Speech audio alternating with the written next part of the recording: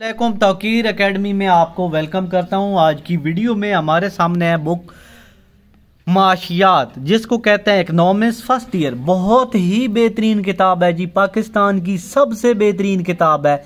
इसका फ़ायदा ये है कि इसमें सवालात जवाबात MCQs हर चीज़ इसमें हलशुदा है।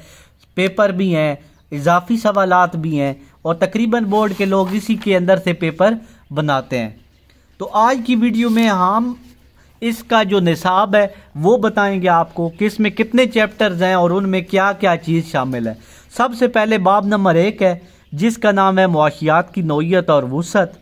ठीक है, उसके बाद जनाब आपको बताते हैं कि बाब नंबर 2 शुरू हो जाता है। ये इसका निसाब है, मैं चेक कराता हूँ।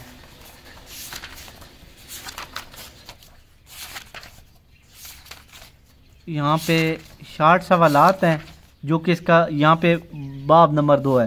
तो ये सेम इसी तरह MCQs बने हुई हैं इसके। ठीक हो गया। ये बुक बहुत काम की बुक है। इसमें लॉन्ग सवालात भी बहुत अच्छे हैं, शॉर्ट सवालात भी बहुत अच्छे हैं। अच्छा, फिर आ गए जी इसके आखिर में मुख्तसर सवालात। वो बड़े आसान अल्फाज में दिए गए हैं, कोई बच्चा इन्हें आंखें बंद करके याद कर सकता है। देखें एम सवालात जो बार बार आने वाले हैं। ये बुक बड़ी काम की चीज़ है।